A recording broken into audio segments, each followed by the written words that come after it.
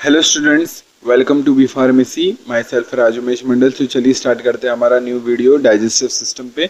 सो HTTP 2 चल रहा है, B pharmacy second semester digestive system चल रहा है। बहुत सारी वीडियोस आ गए, 15 17 18 वीडियोस हो चुके हैं। प्लीज़ जाके देखिए, सीरीज वाइज देखो तो पूरा समझ में आएगा। डिटेल में चल रहा है इसलिए इतनी वीडियोस, और छोटे छोटे वीडियोस है ना, इसलिए इतना ज़्यादा वीडियोस आ रहे हैं। ठीक है, तो डेफिकेशन रिफ्लेक्स। ठीक है, तो डेफिकेशन रिफ्लेक्स आज के इस वीडियो का टॉपिक होने वाला है। डेफिकेशन रिफ्लेक्स क्या होता है वो देखेंगे। मीन्स आपने पढ़ा होगा डेफिकेशन, जो सुबह आप करते हो, तो डेफिकेशन रिफ्लेक्स पढ़ने वाले, वो एक रिफ्लेक्स होता है, वो क्या होता है पूरा देखेंगे। और पिछले वीडियो में हम लोग ने absorption, faeces formation, chemical digestion, mechanical digestion, ये सब कवर किए थे पिछले वीडियोस में लार्ज इंटेस्टाइन के। अब बात करते हैं डेफिकेशन रिफ्लेक्स क्या होता है। डेफिकेशन रिफ्लेक्स ये होता है, इसमें क्या होता है आपको पता होगा, मास पेरिस्टाल्टिक एक मूवमेंट, मास पेरिस्टाल्टिक आता है।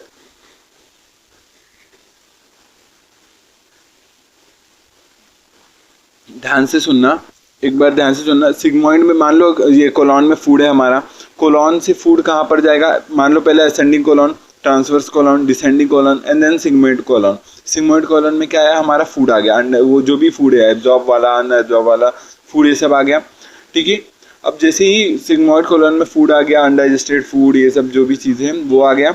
अब होता क्या, एक मास पेरिस्टाल्टिक मूवमेंट होता है। मास पेरिस्टाल्टिक मूवमेंट क्या होता है, एक पेरिस्टाल्टिक एकदम स्ट्रॉन्ग पेरिस्टाल्टिक मूवमेंट होता है, जिसके थ्रू क्या होता है, जो सिग्मोइड कोलॉन में जो फूड है, अनडाइजेस्टेड फूड, ये सब फीसेस है, वो किस में आ जाता है, रेक्टम में आ जाता है। और रेक्टम में आने के बाद जैसे ही रेक्टम में आ जाएगा फीसेस, अब उसमें क्या होता है, रेक्टम के अब वॉल होते हैं, रेक्टम के भी वॉल होंगे। तो होता क्या है, रेक्टम के वॉल में स्ट्रेच रिसेप्टर्स होते हैं। अब वो स्ट्रेच रिसेप्टर का काम क्या है, जैसे ही फीसेस अंदर आया तो वॉल ऑफ द रेक्टम क्या हो जाता है, स्ट्रेच हो जाता है। जैसे ही स्ट्रेच होगा, उसके ऊपर फोर्स पड़ेगा, प्रेशर पड़ेगा, तो स्ट्रेच रिसेप्टर एक्टिवेट होगा। वो स्ट्रेच रिसेप्टर करता क्या है, वो जाता है, वो सेंसरी ये इम्पल्स लेकर के कहाँ जाता है, स्पाइनल कॉर्ड की तरफ जाता है। क्योंकि ये रिफ्लेक्स है तो मेनली स्पाइनल कॉर्ड इन्वॉल्व होंगे। तो स्पाइनल कॉर्ड के कौन से रीजन, सैक्रल रीजन, जो सैक्रल रीजन है स्पाइनल कॉर्ड के, उधर जाता है। और फिर वहाँ पर ये जो भी ये कम्युनिकेशन है, वो प्रोसेस है, वो होता है। एंड देन उसके बाद मोटर इम्पल्स आता है।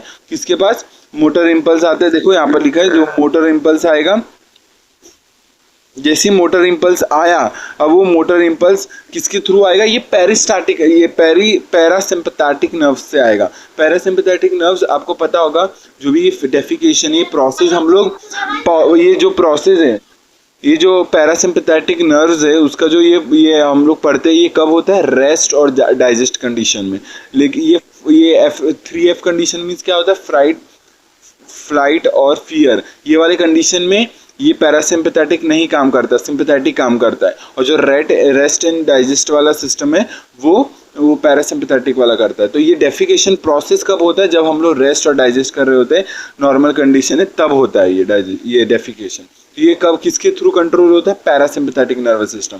तो हुआ क्या, स्ट्रेच रिसेप्टर एक्टिवेट हुए, क्योंकि क्या हुआ, वो जो वॉल है रेक्टम का, वो स्ट्रेच हुआ, तो स्ट्रेच रिसेप्टर एक्टिवेट हुआ, सेंसरी इंपल्स जनरेट हुआ। वो सेंसरी इंपल्स ट्रैवल करते करते सैक्रल स्पाइनल कॉर्ड की तरफ जाएगा, और वहाँ से मोटर इंपल्स आएगा, और किसके थ्रू आएगा, पैरासिम्पैथिक नर्वस सिस्टम के थ्रू आएगा, नर्व्स के थ्रू आएगा।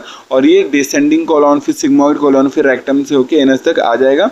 और फिर ये इसमें क्या होगा, जैसे ही ये इम्पल्स आया, वहाँ के जो मसल्स है, रेक्टम के मसल्स, जो भी वहाँ के लॉन्गिट्यूडिनल सर्कुलर मसल्स हैं, वो क्या करेंगे, कॉन्ट्रैक्ट करेंगे, शॉर्टन करेंगे, जिससे जो भी रेक्टम के अंदर जो मटेरियल है, जिसके अंदर प्रेशर उसके अंदर बढ़ेगा, रेक्टम के अंदर इनवर्ट का प्रेशर बढ़ेगा, इनवर्ट प्रेशर, जिससे जो भी फीसेस है वो बाहर आ जाएगा एनएस के थ्रू। ठीक है, तो ये चीज़ है। तो ऐसा होता है आपका डेफिकेशन। अब होता क्या है, ये जो, और आपको पता होगा जो डेफिकेशन प्रोसेस है, उसमें तो पैरासिम्पैथिक नर्वस सिस्टम काम किया, क्या किया, वो रेक्टम का जो वॉल है उसमें कॉन्ट्रैक्शन लाया, जिससे प्रेशर बढ़ा। और एक दो चीज़ों से, वॉलेंट्री प्रोसेस से हम लोग प्रेशर बढ़ाते हैं, दैट इज़ एक डायफ्राम और एब्डोमिनल मसल। ये दोनों का इस्तेमाल करके हम लोग डेफिकेशन के में और भी प्रेशर डालते हैं, जिससे डेफिकेशन हो पाए। तो ये जो एब्डोमिनल जो प्रेशर है, एब्डोमिनल मसल्स के, और डायफ्राम, ये हम लोग ये वॉलेंट्री लगाते प्रेशर, जिससे प्रेशर रेक्टम में बढ़ता है और फिर फीसेस बाहर आता है। तो ये चीज़ें आपको ध्यान रखना है। तो एक इनवॉलेंट्री प्रेशर, ये प्रेशर बढ़ता है जो रेक्टम के वॉल लगाते हैं, और एक हमारे दो प्रेशर लगते हैं, दैट इज एब्डोमिनल मसल्स और क्या, डायफ्राम। ये दोनों मसल्स हम लोग वॉलेंट्री प्रेशर लगाते हैं, तभी तो डेफिकेशन होता है, ठीक है। और ये कब होता है आपको पता होगा। इसके बाद दो स्फिंटर होते हैं, एक एक्सटर्नल, इंटरनल। इंटरनल स्फिंटर हमारे कंट्रोल में नहीं होता, एक्सटर्नल स्फिंटर होता है। जो इंटरनल स्फिंटर है ये सब के प्रेशर की वजह से ओपन होता है। एंड क्या होता है, दूसरी चीज जो एक्सटर्नल स्फिंटर वो हमारे कंट्रोल में होता है, वॉलेंट्री होता है, ठीक है। तो हम लोग जब रिलैक्स करेंगे तो क्या होगा, डेफिकेशन प्रोसेस अकर होगा, और जैसे ही वो कॉन्ट्रैक्टेड रहेगा तो डेफिकेशन नहीं होगा। ये आपको ध्यान रखना है, ठीक है। तो ये चीज़ है। और ये अगर डिले किया हम लोग ने डेफिकेशन, तो होता क्या है, वापस से वो सिग्मोइड में चले जाता है। जो भी रेक्टम के अंदर फूड है, जो भी अनडाइजेस्टेड फूड फीसेस है, वो किस में चले जाएगा, सिग्मोइड के अंदर, वापस से बैक चले जाएगा सिग्मोइड के अंदर, और तब तक रहेगा जब तक नेक्स्ट मास पेरिस्टालसिस मूवमेंट का ये इम्पल्स ना आ जाए, ठीक है। तो ये चीज़ होता है।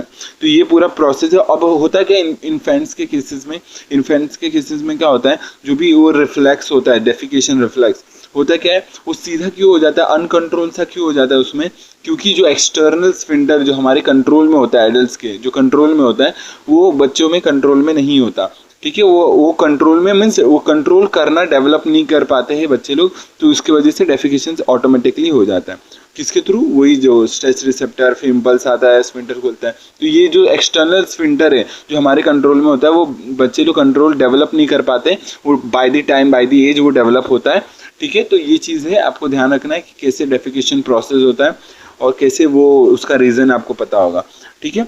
अभी आगे नेक्स्ट स्लाइड में दिया है the amount of bowel movement that a person have given time. ये अब बोवल मूवमेंट किस पे डिपेंड करता है कि आपका डाइट कैसा है, हेल्थ कैसा है, स्ट्रेस कैसा है, तो ये सब पे डिपेंड करता है आपका बोवल मूवमेंट कैसा होगा। बोवल मूवमेंट जितना अच्छा उतना अच्छे से डेफिकेशन होगा, ओके। आपको याद रखना है। नॉर्मली क्या है, 2 to 3 bowel movements per day होता है, या फिर बोलो 2 to 3 ये बोवल मूवमेंट्स पर वीक होता है। ये नॉर्मल कंडीशंस होते हैं। अब डायरिया के केस में क्या होता है, डायरिया इसी से रिलेटेड आता है, फीसिस के रिलेटेड। डायरिया में होता है क्या है, जो फीसिस का वॉल्यूम है वो बढ़ जाता है, और फ्लूइडिटी हो जाता है। फीसिस क्या हो जाता है, फीसिस सेमी सॉलिड नहीं हो जाता है, क्या हो जाता है, लिक्विड टाइप हो जाता है। तो उसमें होता है जिसमें वॉल्यूम कंटेंट, फ्लूइड कंटेंट बढ़ जाता है डायरिया में। आपको ये चीज़ का ध्यान रखना है। और डायरिया किसके वजह से होता है, बैक्टीरिया के इन्फेक्शंस के कारण, माइक्रोब्स के स्ट्रेच से, ये लैक्टोज इंटॉलरेंस, ये सब के कारण डायरिया हो जाता है। और इसमें क्या हो जाता है, एक्सेस मोबिलिटी। और डायरिया जिस केस में होता है उस पेशेंट्स में एब्जॉर्प्शन अच्छे से नहीं हो पाता है फूड्स का, तो इसलिए वीक होते हैं, थोड़ा एब्जॉर्प्शन नहीं होता, डिहाइड्रेशन का केस होता है, इलेक्ट्रोलाइट इम्बैलेंस का केस होता है। ये आपको चीज़ें ध्यान रखनी, सब स्लाइड पे लिखा है, आपको रीड करना है, ये आपको होमवर्क है, ठीक है। फिर इसके बाद कॉन्स्टिपेशन दूसरा टर्म आता है, डिजीज दैट इज कॉन्स्टिपेशन। क्या होता है, इसमें क्या होता है कि फीसेस बहुत हार्ड हो जाता है। क्यों, क्योंकि एक्सेस वाटर का एब्जॉर्प्शन हो जाता है, फीसेस बहुत हार्ड हो जाता है। क्यों होता है, क्योंकि अगर कोई पेशेंट ये पानी ज़्यादा नहीं पीता तो उसके केस में कॉन्स्टिपेशन होता है क्योंकि पानी नहीं होता तो फ्लूइड नहीं होता ज़्यादा, तो एब्जॉर्प्शन हो जाता है और जो फीसेस है वो हार्ड हो जाता है, जिससे डेफिकेशन प्रोसेस नहीं हो पाता अच्छे से। अब उस केस में हम लोग करते क्या है, उस केस में हम लोग क्या ट्रीट करते हैं, हम लोग लैक्सेटिव देते हैं। ये लैक्सेटिव ऐसे इनऑर्गेनिक ड्रग्स होते हैं जो क्या होता है, जो क्या करते हैं, डेफिकेशन, जो ये लैक्सेटिव क्या करते हैं, कॉन्स्टिपेशन को ठीक करते हैं।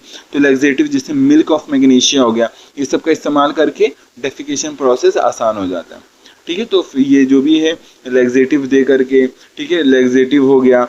फिर बात कर लो ये जैसे अमाउंट ऑफ वाटर ज़्यादा पानी पियोगे तो उससे कॉन्स्टिपेशन ठीक हो जाता है। तो ये सब चीज़ें हैं, डिफरेंट कंडीशंस आपको ध्यान रखना है। डायरिया, कॉन्स्टिपेशन क्या होता है, फिर ये डेफिकेशन रिफ्लेक्स क्या होता है, ठीक है। तो रिवाइज करा दो, यही इस वीडियो में इतना ही पढ़ेंगे। डेफिकेशन रिफ्लेक्स क्या होता है, डेफिकेशन कैसे होता है, ये प्रोसेस यहाँ पर हम लोग को पता चलता है, क्या वॉलेंट्री है, कैसे प्रोसेस स्ट्रेच इम्पल्स जाता है, स्पाइनल कॉर्ड से आता है, फिर वो रेक्टम के मसल्स को एक्टिवेट करता है, कॉन्ट्रैक्शन होता है, और फिर इंटरनल स्फिंक्टर खुलते हैं, और फिर एक्सटर्नल हमारे कंट्रोल में होता है।